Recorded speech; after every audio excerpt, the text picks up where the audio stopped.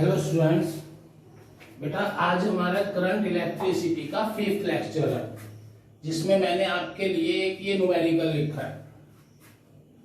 इस न्यूमेरिकल से पहले देखो, मैंने आपको ये बताया था कि भाई करंट की डेफिनेशन में कि amount of rate of flow of charge नहीं कहना, rate of flow of charge through a particular area of cross section.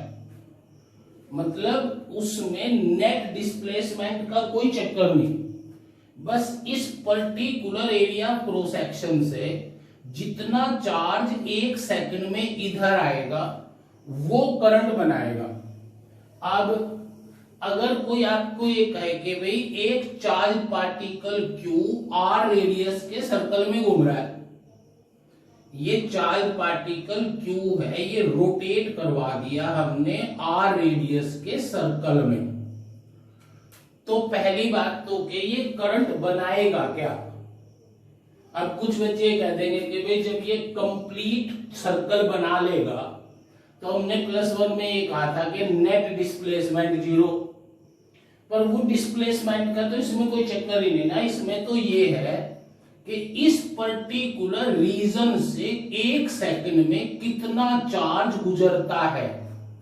इसका मतलब पहली बात तो ये कि जब भी कोई चार्ज सर्कल में रोटेट करेगा ये एक करंट बनाएगा, और उस करंट की वैल्यू, उस इक्विवेलेंट करंट की वैल्यू जो ये चार्ज सर्कल में घूमता हुआ बनाएगा, उसका formula Q by capital T या Q इंटू म्यू होगा।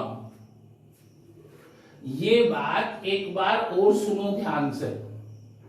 भाई सपोज ये चार्ज पार्टिकल एक सेकंड में 10 चक्कर लगाता है, एक सेकंड में 10 चक्कर, तो बार बार एक सेकंड में 10 बार ऐसे गुजरा ना, 10 बार एक सेकंड में 10 बार ऐसे गुजरा इसमें से, तो एक सेकंड में कितना चार्ज क्रॉस हुआ एक पर्टिकुलर एरिया को, 10Q। पर्टिकुलर टाइम में कितना चार्ज क्रॉस हुआ, 10Q। 10 क्या है, इसकी फ्रीक्वेंसी, नीचे 1 सेकंड ले लें तो Q into mu, mu frequency है ना, ये इसका करंट हो गया। एक बार और सुनो, करंट का फॉर्मूला Q बाई T है, and this is the T is the time in which A Q charge crosses the particular area of cross section. पर मुझे एक तो आपको ये बात बतानी है कि जब भी कोई चार्ज सर्कल में घूमेगा तो वो करंट बनाएगा, और उस सर्कल में घूमने वाले करंट की वैल्यू निकालने के लिए आपको ये Q बाई T नहीं लेना, Q बाई कैपिटल T लेना है, where capital T is the time period of this circle. Capital T is the time period. बेटा जैसे यहां इसकी फ्रीक्वेंसी 10 है, फ्रीक्वेंसी 10, तो एक सेकंड में 1/10 चक्कर लगाएगा, तो एक सेकंड में Q बाई 10 चार्ज गुजरेगा एक सेकंड में, तो ये Q बाई कैपिटल T आ गया ना। या अगर ये एक सेकंड में 10 चक्कर लगाता है और इसको 10 म्यू ले लें तो ये भी 1 सेकंड का हो गया। मेरी बात समझो, पहले मैंने क्या बताया है, एक चीज तो ये याद करनी है कि जब भी कोई चार्ज पार्टिकल ऐसे सर्कल में घूम जाए तो वो करंट बनाएगा। पहली बात, ये point 3rd unit 4th unit दोनों में हर चैप्टर में 4-4, 5-5 बार आएगा कि when A charge circulate in a circular perform a circular path it form the current, और उस करंट का फॉर्मूला आपको लेना है Q म्यू या Q बाई T। अब दूसरी बात, अगर वो फ्रीक्वेंसी और टाइम नहीं देता, इसका रेडियस और वेलोसिटी दे देता है, तो आपको टाइम पीरियड निकालना है 2 pi R circumference divide by we, ये इसका टाइम पीरियड हो गया। और करंट कितना बन जाएगा, current Q by 2 pi r by we, ये इसका करंट बन गया। बेटा ये हर चैप्टर में आएगा, इसलिए मैं बार बार स्ट्रेस डाल रहा हूं।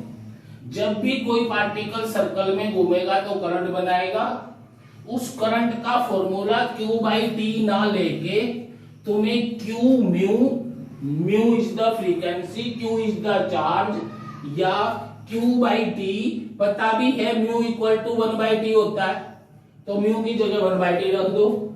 अगर रेडियस और वेलोसिटी दे दे तो time period 2 pi r by v, इसकी टाइम पीरियड की जगह वैल्यू रख दी, या frequency equal to v by 2 pi r, frequency निकाल के उसकी वैल्यू पुट कर दो। हर चैप्टर में इसका न्यूमेरिकल है। अब इस चैप्टर में करंट इलेक्ट्रिसिटी वाले में ये हमारी बुक में एक एग्जांपल है कि एक electron calculate equivalent current if an electron circulate in a circle of radius R given है at a frequency of this much, इतनी सेकंड है। अब इसके सॉल्यूशन में आपको रेडियस की जरूरत ही नहीं, जब उसने फ्रीक्वेंसी दे दी, करंट इलेक्ट्रॉन का charge Q, frequency mu, current की वैल्यू आ गई। चार्ज बताओ, इलेक्ट्रॉन का चार्ज 1.6 10 की power minus 19 into frequency 6.5 into 10 की पावर 15, इसके सामने लिख दो एम्पियर, सोल्व कर दो इसे। पर एक चीज और, अगर ये इलेक्ट्रॉन ऐसे घूमे, इलेक्ट्रॉन ऐसे चले, तो करंट की डायरेक्शन ये लेनी है, क्योंकि करंट तो इलेक्ट्रॉन के मोशन के अपोजिट है ना बेटा। ये सबसे इंपॉर्टेंट पॉइंट है हमारी पूरी फिजिक्स में। 3 यूनिट में इसके क्वेश्चन आते हैं। नेक्स्ट यूनिट में भी ये बात आपसे वो बार बार पूछेगा कि जब कोई चार्ज पार्टिकल सर्कल में घूमता है तो करंट बनाता है क्या, और तुम्हें ये नहीं कहना कि भाई ये क्या करंट बनाएगा, इसका तो डिस्प्लेसमेंट 0 है ना, पर्टिकुलर एरिया से क्रॉस हुआ ना। उसके बाद नेक्स्ट टर्म है भाई current density. Current density is denoted by J, पहली बात डिनोटेड बाय J, J से डिनोट करेंगे, and it is a vector quantity, it is a vector quantity. ये 2 बात याद करनी है कि करंट स्केलर क्वांटिटी है, मैंने आपको पहले एक्सप्लेन कर दिया था। करंट के साथ डायरेक्शन है opposite to flow of negative charge या along the flow of positive charge, पर फिर भी करंट स्केलर क्वांटिटी है, क्योंकि current vector laws of addition को ओबे नहीं करता। But current density denoted by J is a vector quantity and is defined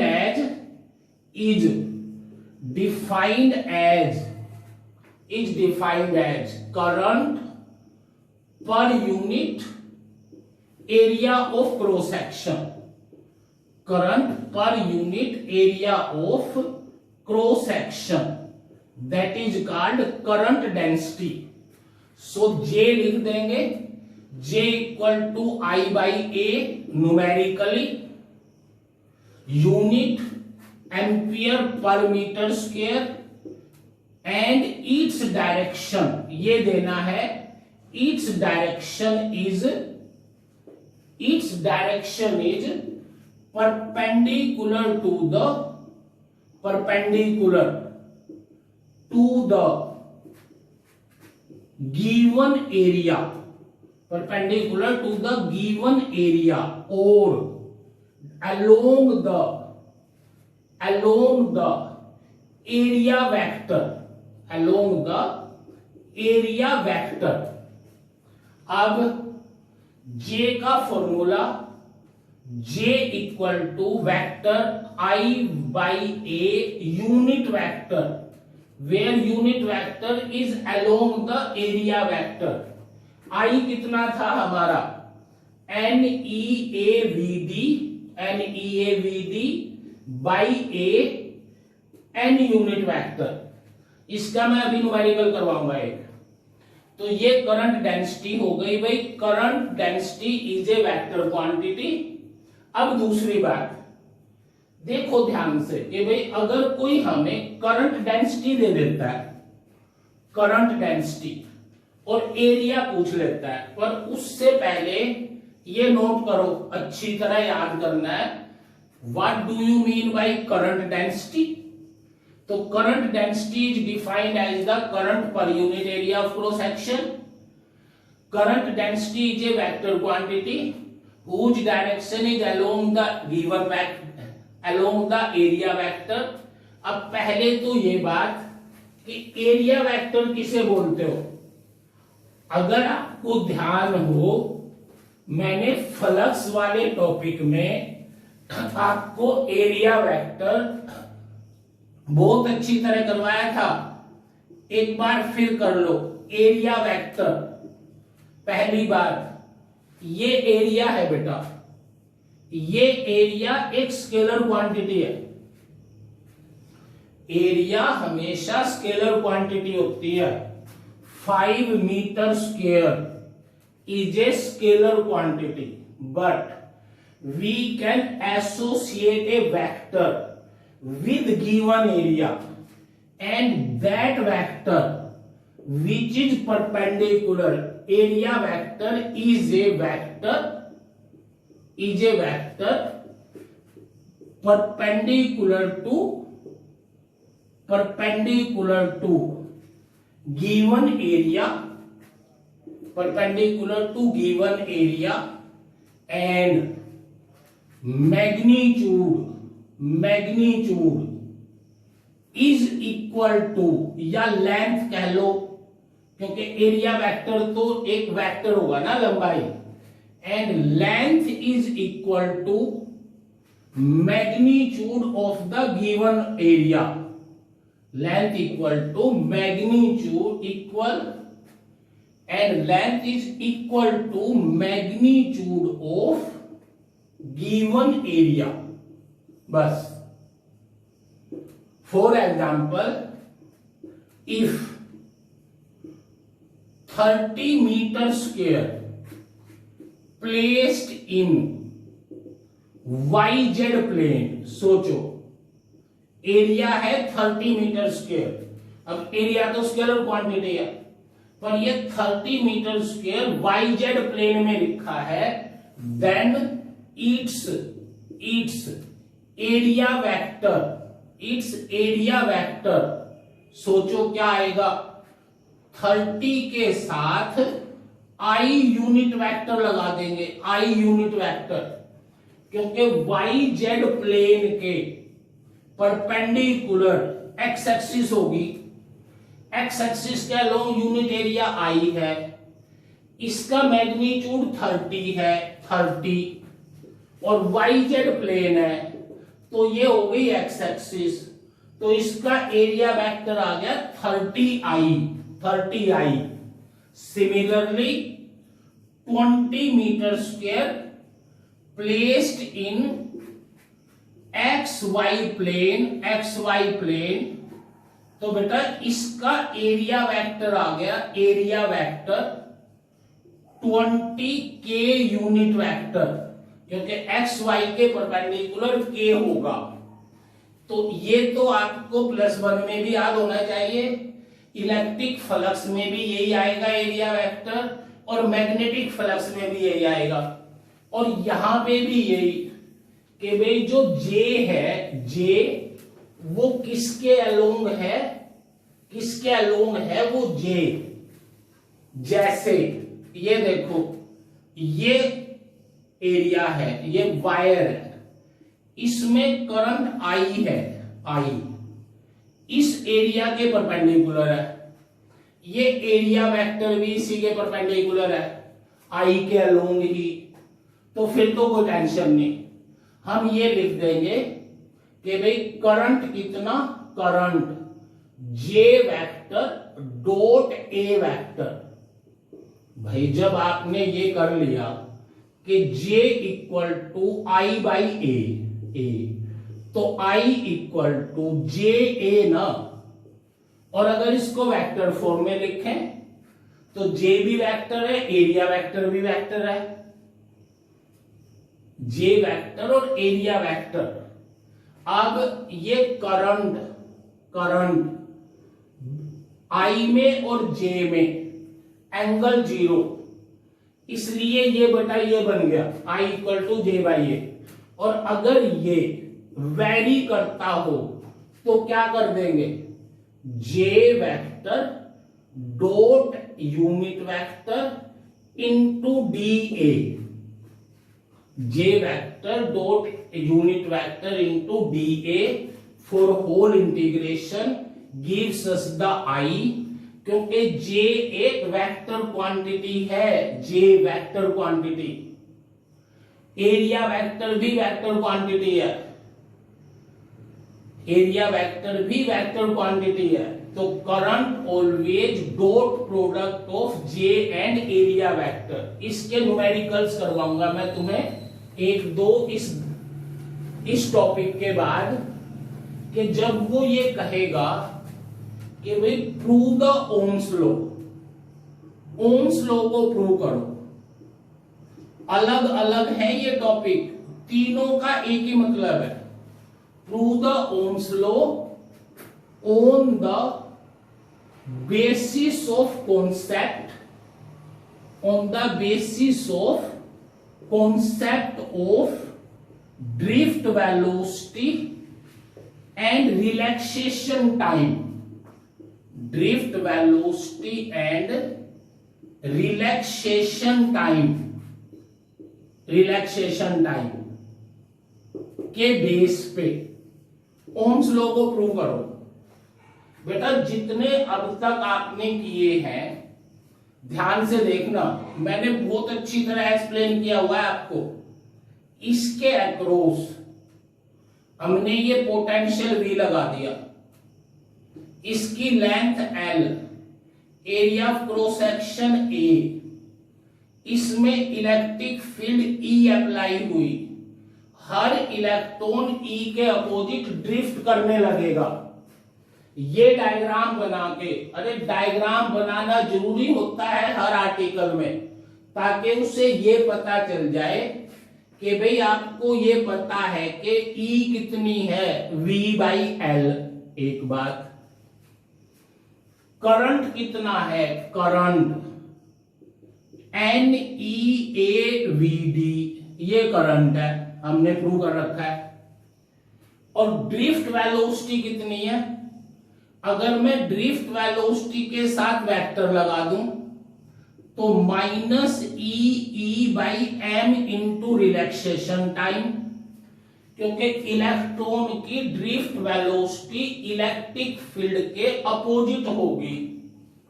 electron की ड्रिफ्ट वेलोसिटी इलेक्ट्रिक फील्ड के अपोजिट होगी, पर न्यूमेरिकली हम ये लिख सकते हैं कि E की वैल्यू ये आएगी न्यूमेरिकली, ड्रिफ्ट वेलोसिटी ये। बेटा इसकी थ्योरी लिख के, consider wire of length L, area of cross section A, across which we apply a potential difference V, then electric field equal to V by L, I equal to NEAVD। इसकी value put करते चले जाओ, put value of VD, value of VD and E in equation second में value put कर दो। पहली VD की value put करोगे NEAVD, VD क्या, EE by M into relaxation time. फिर ई की जगह वैल्यू पुट कर दो, N E square A by M, E की जगह वी बाई एल, ये आई आ गया बेटा, आई। देन आर के कितने फॉर्मूले करवा रखे हैं मैंने आपको, एक तो डेफिनेशन से, property bye virtue of which a conductor opposes the flow of current through it। दूसरा R equal to V by I हमेशा होगा, पर अगर टेम्परेचर ना बदले तो R कांस्टेंट होगा, उसे ओम्स लॉ कह देंगे। तीसरा R equal to rho L by A, यहां से V बाई आई उधर ले जाओ, V बाई आई उधर ले गए, इन सब चीज को इधर ले आए, टॉर्क कहां छोड़ दिया, ये रहा M into torque, V by I, ये क्या बना M by N E square torque into L by A. अब ओम्स लॉ प्रूव करना है, आप इस एक्सप्रेशन में ये कहोगे कि भाई इस पूरी एक्सप्रेशन में बेटा फिर पुट कर देंगे ना, V बाई आई तो R है, एंड दस R इक्वल टू एक और formula, R equal to M by N E square torque into L by A, where M is the mass of electron, N is the electron density, number of electron per unit volume, torque, relaxation time, and length A area of cross section। अब आप यहां पे ये लिखोगे कि if external condition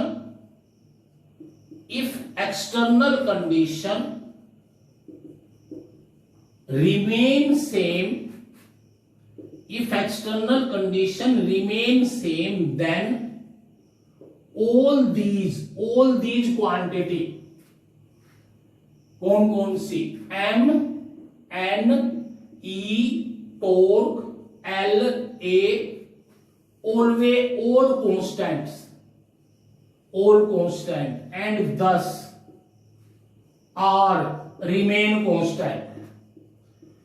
अगर हम external condition ना बदलें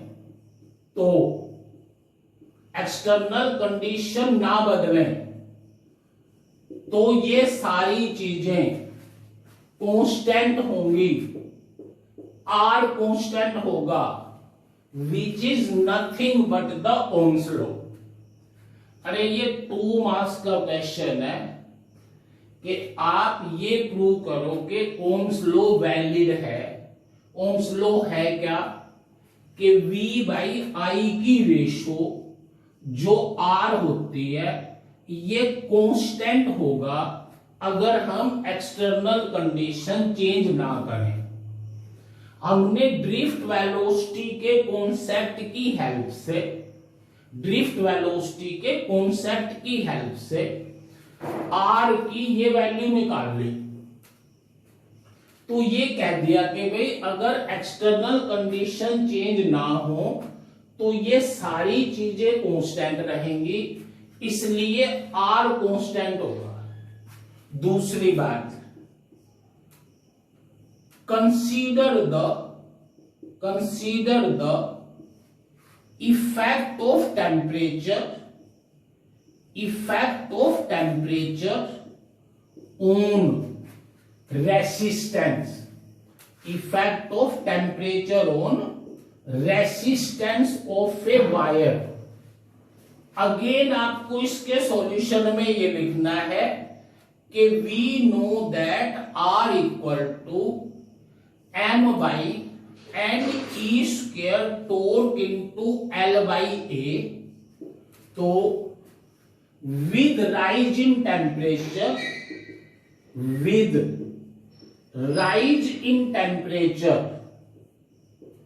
टेम्परेचर बढ़ा दें तो इस वायर में फ्री इलेक्ट्रॉन की थर्मल वेलोसिटी बढ़ जाएगी।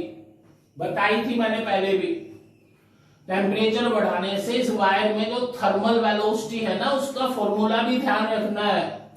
थर्मल वेलोसिटी का फॉर्मूला क्या बताया था? 3kT/m under root. Thermal velocity बढ़ जाएगी टेम्परेचर बढ़ाने से। Thermal velocity increase with rise in temperature, thermal velocity of electron increase, thermal velocity of electron increase and thus relaxation time, and thus relaxation time, कौन है relaxation time? किन्हीं दो collisions के बीच का टाइम, किन्हीं दो कॉलिजन के बीच का time, relaxation time decrease, relaxation time decrease, and thus resistance of the wire increase, resistance of the wire increase। बेटा वो तो जो मैंने समझाई थी पहले, वो बात भी सही थी कि भाई रेसिस्टेंस कोलिजन की वजह से होता है। टेम्परेचर बढ़ा दें तो कोलिजन जल्दी जल्दी होने लगेंगे। कोलिजन जल्दी जल्दी जब होंगे जब थर्मल वेलोसिटी बढ़ेगी। जब कोलिजन जल्दी जल्दी होंगे रिलैक्सेशन टाइम घटेगा। रिलैक्सेशन टाइम आर के इनवर्सली है, इसलिए ये रिलैक्सेशन टाइम घटने पे रेसिस्टेंस इंक्रीज होगा। ये 2, 3, 4 आर्टिकल हो गए ये। अब चौथा कि भाई कोई आपको ये कहे कि आर किस पे डिपेंड है ना, पहले यही कर लो कि derive an expression of resistivity, derive an expression of resistivity. अब रेसिस्टिविटी का दूसरा नाम क्या है रे? Specific resistance, specific resistance. Specific resistance का सिंबल रो किसके बराबर आया था? R equal to rho L by A. तो ये फॉर्मूला याद रखना है, ये सबसे इंपॉर्टेंट है। We know that R equal to this and we also know R equal to this. Comparing these two, we can write rho equal to m by n e square into relaxation time. m by n e square into relaxation time, ये रो हो गई। If external condition, इसीलिए नहीं मैंने ये rub किया था, if external condition remain same then M N E torque, ये चारों 1 2 3 4 रिमेन कांस्टेंट। अरे ई पे तो कुछ फर्क ही नहीं पड़ना ना, इलेक्ट्रॉन डेंसिटी पे फर्क पड़ना। हाँ, अगर एक लिमिट से ज्यादा बढ़ा दें फिर तो एन बढ़ जाती है बेटा, वो बात नहीं। बस ये है कि अगर एक्सटर्नल कंडीशन कांस्टेंट हो तो ये सारी चीजें कांस्टेंट होंगी। thus resistivity remain same, resistivity remain same. फिर consider the effect of temperature on resistivity, consider the effect of temperature on resistivity, resistivity के इफेक्ट कंसीडर करो। तो आपको यहां कुछ नहीं करना, बस ये रो लिख के रो इक्वल टू ये हटा देंगे, resistivity equal to m by N E square, तो ये रेसिस्टिविटी हो गई। With rising temperature thermal velocity of electron increase and thus relaxation time increase and thus resistivity of the wire also increase, resistivity of the wire also increase। अब ये बात समझ आ गई होगी ना। आपको मैं एक बार और बता रहा हूं ये दोनों बातें कौन कौन सी, कि कोई कह दे रेसिस्टेंस किस पे डिपेंड करेगा, तो रो L by a temperature constant, इसका मतलब रेसिस्टेंस चार चीजों पे डिपेंड करेगा, टेम्परेचर पे, नेचर पे, एरिया ऑफ क्रॉस सेक्शन और लेंथ पे। अब कोई कहते रेसिस्टिविटी किस पे डिपेंड करेगी, तो आपको कहना है नेचर पे और टेम्परेचर पे। मतलब बेटा टेम्परेचर इंक्रीज करने पे रेसिस्टेंस चेंज होता है, क्योंकि रो चेंज होती है। तो रेसिस्टेंस इन तीन का फंक्शन है, रो इनका फंक्शन है। अब एक चीज ध्यान से देखो, अगर कोई आपको ये कह दे, बेटा ये बात याद कर लेना भाई, conductors resistance increase with rise in temperature, resistance increase with rise in temperature and decrease with drop in temperature। एक बात है सिंपल सी, एक याद कर लो कि टेम्परेचर बढ़ाने से किसी भी कंडक्टर का रेसिस्टेंस इंक्रीज होगा, घटा देंगे तो डिक्रीज होगा। दूसरी बात, इलेक्ट्रोलाइट मतलब लिक्विड या इंसुलेटर, इलेक्ट्रोलाइट या बहुत टिपिकल सी बात है। पहले एक बार और समझो ध्यान से, ये वायर है, इस वायर में इलेक्ट्रॉन का ई के अपोजिट चलना, करंट बनाना होता है। अगर ये इलेक्ट्रॉन ई के अपोजिट अच्छी तरह बढ़िया तरह चलने लगे तो रेसिस्टेंस कम होगा। अब जब हम इनका टेम्परेचर बढ़ा देते हैं तो ये इलेक्ट्रॉन का कोलिजन जल्दी जल्दी हो जाता है, ये इलेक्ट्रॉन की तरफ चलने में दिक्कत बनेगी इन्हें, इसलिए इनका रेसिस्टेंस इंक्रीज होगा विद राइज इन टेम्परेचर। अब जो इंसुलेटर है या इलेक्ट्रोलाइट है, इनमें तो चार्ज कैरियर है ही नहीं, इनका तो रेसिस्टेंस बहुत ज्यादा है क्योंकि इनके पास चार्ज कैरियर नहीं है, पर इनका रेसिस्टेंस डिक्रीज होगा, decrease with rise in temperature. With rise in temperature इनका रेसिस्टेंस डिक्रीज होगा and increase with fall in temperature. अरे ड्रॉप कह दो या फॉल कह दो, कुछ नहीं फर्क पड़ता। अगर हम टेम्परेचर घटा दें तो कंडक्टर का रेसिस्टेंस बढ़ेगा क्योंकि रिलैक्सेशन टाइम घटेगा, कोलिजन जल्दी जल्दी होने लगेंगे।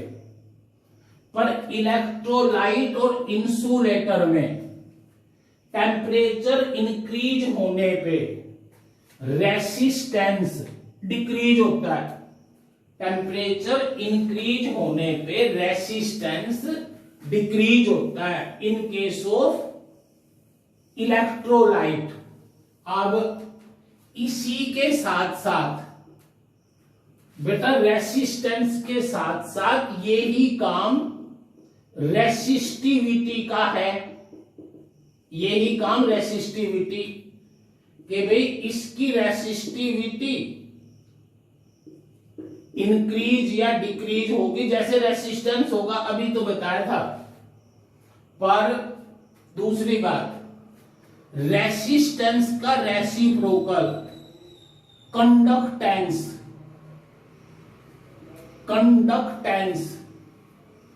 या रेसिस्टिविटी का रेसिप्रोकल कंडक्टिविटी। बात समझ आ रही है? Conductivity 1/, resistivity 1/ρ, conductance 1/r। इनका तो उल्टा हो जाएगा ना। अब बेटा एक चीज से सारी चीजें रिलेट्स तो आपको ध्यान रखनी है। टेम्परेचर बढ़ाते हैं रेसिस्टेंस बढ़ेगा, कंडक्टेंस घटेगा। टेम्परेचर बढ़ाते हैं रेसिस्टिविटी बढ़ेगी, कंडक्टिविटी घटेगी। इलेक्ट्रोलाइट में और इनमें टेम्परेचर बढ़ाएंगे तो ये रेसिस्टिविटी और रेसिस्टेंस पे ये फर्क पड़ेगा। अब ध्यान से देखो, अगर मैं ये ले लूं V और ये I, ध्यान से सुनना, उसने ये दो ग्राफ बना दिए बेटा T1 और T2 पे। अब ये तो मैं रब कर दूं ना। अब ये ग्राफ देखो, ये ग्राफ है T1 और T2 के बीच में, T1 और T2। Then if wire is a conductor, क्या बताऊं भाई, अच्छी तरह सोचो। अगर वो ये कह दे कि किसी कंडक्टर के लिए एक आदमी ने रेसिस्टेंस के दो ग्राफ बनाए T1 और T2 के बीच में, ये वायर कंडक्टर है, then which one temperature is higher? Which one temperature is higher? तो पहली बात तो तुम्हें ये देखनी है कि इसका जो ये स्लोप है ना tan थीटा, टेंजेंट थीटा 2, ये T2 का आर देगा, ये टेंजेंट थीटा 1 T1 का आर देगा, T1 का आर। T1 का आर बड़ा है, इसका मतलब T1 का रेसिस्टेंस बड़ा है, और ये कंडक्टर है, conductor. It means T1 is greater than T2 if this is a conductor, but if wire is a insulator, then T2 is greater than T1, क्योंकि भाई टेम्परेचर बढ़ाने पे रेसिस्टेंस कम होगा। बेटा कैसे एक्सप्लेन करूं बताओ? स्लोप हमें पता है, टेम्परेचर बढ़ाने से रेसिस्टेंस बढ़ता है कंडक्टर का, टेम्परेचर घटाने से रेसिस्टेंस बढ़ता है इंसुलेटर का।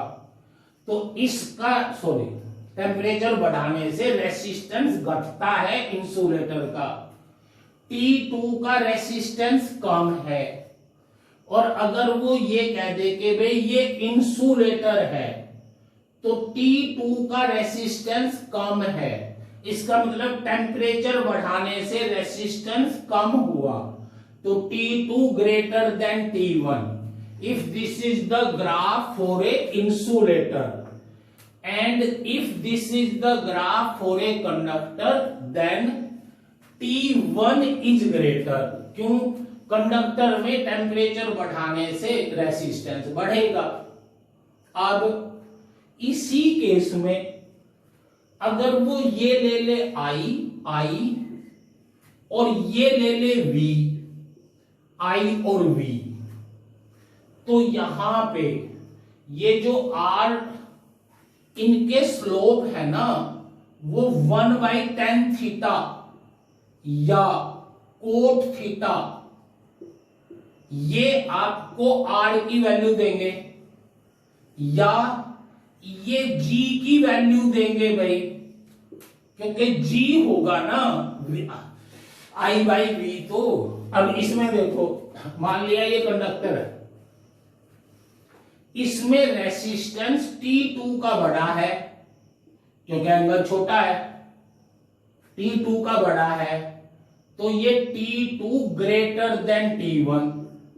If this is the graph along y axis I, along y x axis V, and this is the graph for conductor, then T2 greater than T1.